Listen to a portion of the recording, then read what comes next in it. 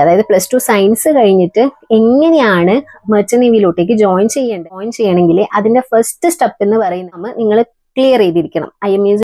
Hello friends, എല്ലാവർക്കും നമ്മുടെ ഇന്നത്തെ ഒരു പുതിയ വീഡിയോയിലേക്ക് സ്വാഗതം. അപ്പൊ കുറെ കാലമായില്ലേ നമ്മളിങ്ങനെ സ്ട്രെയിറ്റ് ആയിട്ട് ഇരുന്നൊരു വീഡിയോ ഒക്കെ ചെയ്തിട്ട്, കാരണം ഒത്തിരി തിരക്കായിരുന്നു. അതുകൊണ്ടാണ് ഇങ്ങനെ വീഡിയോസും കാര്യങ്ങളൊന്നും ചെയ്യാൻ പറ്റാതിരുന്നത്.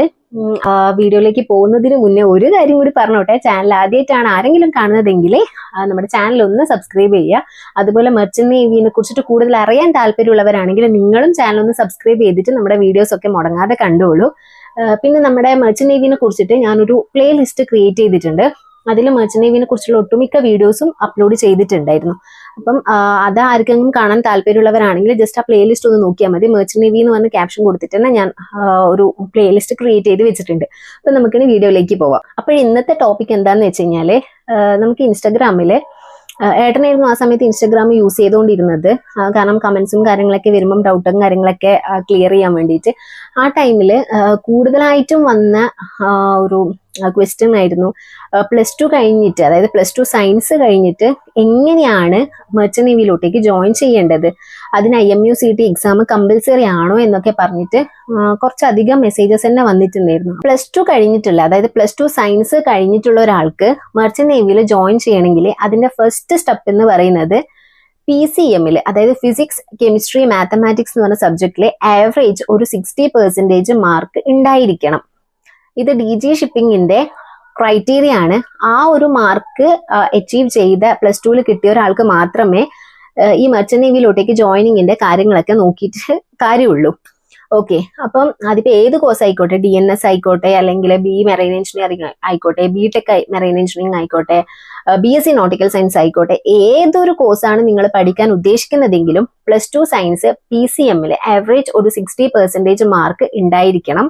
അത് ഈ പറഞ്ഞതുപോലെ DG ഷിപ്പിംഗ് പറഞ്ഞിട്ടുള്ള ഒരു ക്രൈറ്റീരിയ ആണ്. പിന്നെ വരുന്നത് IMUCT എക്സാം നിങ്ങൾ ക്ലിയർ ചെയ്തിരിക്കണം. IMUCT എക്സാമിന്റെ ഇമ്പോർട്ടൻസും കാര്യങ്ങളൊക്കെ ആയിട്ട് ലൈവിലായി കഴിഞ്ഞാലൊക്കെ പറയാറുള്ളതാണ്. IMUCT എക്സാം ക്ലിയർ ചെയ്ത ഒരാൾക്ക് മാത്രമേ അവർക്ക് ഇഷ്ടപ്പെട്ട കോഴ്സ് എടുത്തിട്ട് മെർച്ചന്റ് നേവി റിലേറ്റഡ് ആയിട്ടുള്ള കോഴ്സ് എടുത്തിട്ട് പഠിക്കാൻ സാധിക്കൂ. അതിനിപ്പോ മാനേജ്മെന്റിലായിക്കോട്ടെ, നിങ്ങൾ ക്യാഷ് ഒക്കെ മുടക്കി നമ്മൾ പ്രൈവറ്റില് പൈസ കൊടുത്ത് പഠിച്ചോളാം, അങ്ങനെയുള്ളൊരു സ്റ്റാൻഡ് ആണെങ്കിൽ പോലും നിങ്ങൾ ഈ IMUCT എക്സാം ക്ലിയർ ചെയ്തിട്ടുണ്ടെങ്കിൽ മാത്രമേ ആ ഒരു കോഴ്സ് നിങ്ങൾക്ക് ചൂസ് ചെയ്യാൻ സാധിക്കും. സോ IMUCT എക്സാം എന്ന് പറയുന്നത് മെർച്ചന്റ് നേവിയിൽ ഒരു ജോബ് നോക്കുന്ന ഒരാൾക്കാണെങ്കിൽ കമ്പൽസറി ആയിട്ടുള്ള ഒരു കാര്യമാണ്. ഇപ്പോൾ +2 കഴിഞ്ഞിട്ടാണ് നിങ്ങൾ കോച്ചിങ്ങിന് പോകുന്നതെങ്കിൽ നല്ലൊരു കോച്ചിങ് സെന്റർ അല്ലെങ്കിൽ ഒരു ഇൻസ്റ്റിറ്റ്യൂട്ട് നിങ്ങൾ ചൂസ് ചെയ്തിട്ട് അവിടെ പോയിട്ട് കോച്ചിങ് ഒക്കെ ചെയ്ത് ഈ ഒരു എക്സാം അറ്റൻഡ് ചെയ്ത് നിങ്ങൾക്ക് ഇഷ്ടപ്പെട്ട ഒരു കോഴ്സ് എടുത്തിട്ട് മെർച്ചന്റ് നേവിയിൽ ഒരു ജോലി നേടാവുന്നതാണ്. പിന്നെ വരുന്നൊരു കാര്യമാണ് സ്പോൺസർഷിപ്പ് എന്ന് പറയുന്നത്. സ്പോൺസർഷിപ്പിനെ കുറിച്ചിട്ട് 1-2 വീഡിയോസ് നമ്മൾ ഓൾറെഡി ചെയ്തിട്ടുണ്ട്. സ്പോൺസർഷിപ്പിന്റെ ഇമ്പോർട്ടൻസ് എന്താണ് എന്നൊക്കെ പറഞ്ഞിട്ടുള്ളത്. അപ്പൊ ആ ഒരു വീഡിയോ കാണാത്തവരാണ്, സ്പോൺസർഷിപ്പിനെ കുറിച്ചിട്ട് കൂടുതൽ അറിയാത്തവരാണെങ്കിൽ ഞാൻ ഡിസ്ക്രിപ്ഷൻ ബോക്സിൽ ലിങ്ക് കൊടുക്കാം. അപ്പൊ ആ വീഡിയോസ് ഒന്ന് കണ്ടു നോക്കിക്കോളൂ. ഞാൻ ബേസ് ആയിട്ട് എന്താണ് സ്പോൺസർഷിപ്പ് എന്ന് പറയാം. സ്പോൺസർഷിപ്പ് എടുത്ത് നിങ്ങൾ പഠിക്കുവാണെങ്കിൽ ആ ഒരു ജോലി ചെയ്യുന്ന, അതായത് മീൻസ് പഠിക്കുന്ന സമയത്ത് നിങ്ങൾക്ക് ജോലി കിട്ടുമോ എന്നുള്ളൊരു ടെൻഷൻ ആവശ്യമേ ഇല്ല.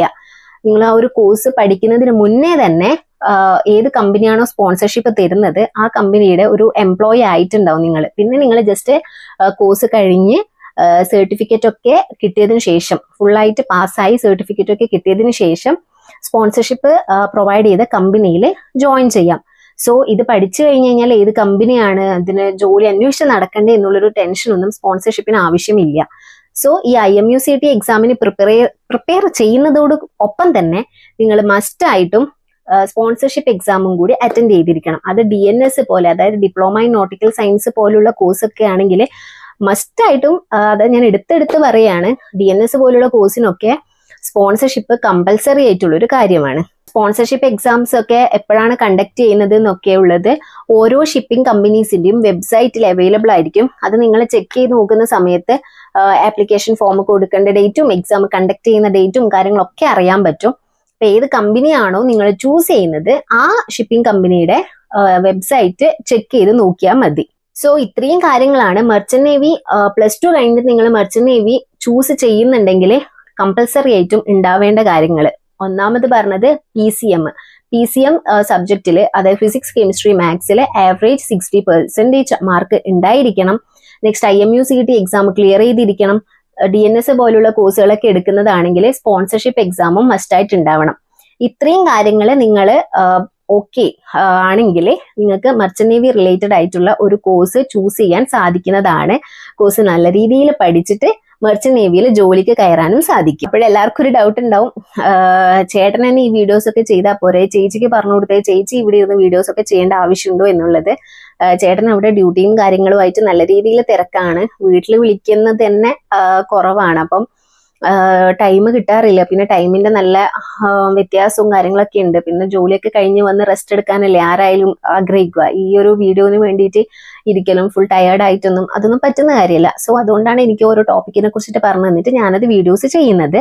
അപ്പം നിങ്ങൾക്ക് ഈ പറഞ്ഞ വീഡിയോസ് ആണ് ഞാൻ ചെയ്യാൻ പോകുന്ന വീഡിയോസ് ആയി കഴിഞ്ഞാലും ഓൾറെഡി ചെയ്തു വെച്ച വീഡിയോസ് ആണെങ്കിലും നിങ്ങൾക്ക് അത് കാണുമ്പോൾ എന്തെങ്കിലും രീതിയിലുള്ള ഡൗട്ട്സോ കാര്യങ്ങളോ വരുന്നുണ്ടെങ്കിൽ ഒന്നുകിൽ കമന്റ് ബോക്സിൽ കമന്റ് ചെയ്ത് ചോദിക്കാം.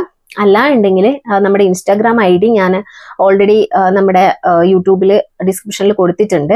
അപ്പൊ അതിൽ നിങ്ങൾക്ക് മെസ്സേജ് അയക്കാവുന്നതാണ്. അപ്പൊ ഞാൻ ഏട്ടൻ്റെ അടുത്ത് ഡൗട്ടും കാര്യങ്ങളൊക്കെ പറഞ്ഞിട്ട് അതിന്റെ റിപ്ലൈ തീർച്ചയായിട്ടും തരും.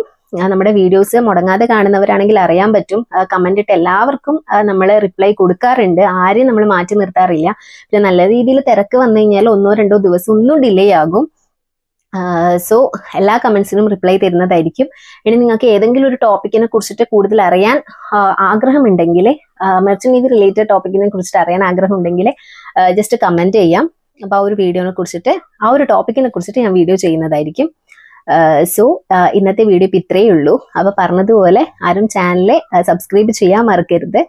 മർച്ചന്റ് നേവിനെ കുറിച്ചിട്ട് അറിയാൻ ആഗ്രഹമുള്ളവർക്കാണ്, അല്ലെങ്കിൽ മർച്ചന്റ് നേവിയിൽ ജോയിൻ ചെയ്യാൻ താല്പര്യമുള്ള ആരെങ്കിലും നിങ്ങൾക്ക് അറിയാമെങ്കിൽ അവർക്ക് ഈ വീഡിയോ ഒന്ന് ഷെയർ ചെയ്ത് കൊടുക്കുക. ചിലപ്പോൾ നിങ്ങൾക്ക് ഈ ഒരു വീഡിയോനെ കുറിച്ചിട്ട് പ്രത്യേകിച്ചൊരു യൂസും കാര്യങ്ങളൊന്നും ഇല്ലെങ്കിലും മർച്ചന്റ് നേവിനെ കുറിച്ച് അറിയാൻ ആഗ്രഹമുള്ള ആരെങ്കിലും നിങ്ങൾക്ക് പരിചയമുണ്ടെങ്കിൽ അവർക്ക് ഷെയർ ചെയ്ത് കൊടുത്തിട്ടുണ്ടെങ്കിൽ അവർക്ക് ഈ ഒരു മർച്ചന്റ് നേവിനെ കുറിച്ചിട്ട് കൂടുതൽ ഈ വീഡിയോസ് ഒക്കെ കണ്ടിട്ട് അറിയാൻ സാധിക്കും. സോ ഞാൻ പറഞ്ഞു നീട്ടുന്നില്ല. ഇന്നത്തെ വീഡിയോ ഇത്രയേ ഉള്ളൂ. അടുത്തൊരു വീഡിയോ ആയിട്ട് വരുന്നത് വരെ ബൈ. Thank you.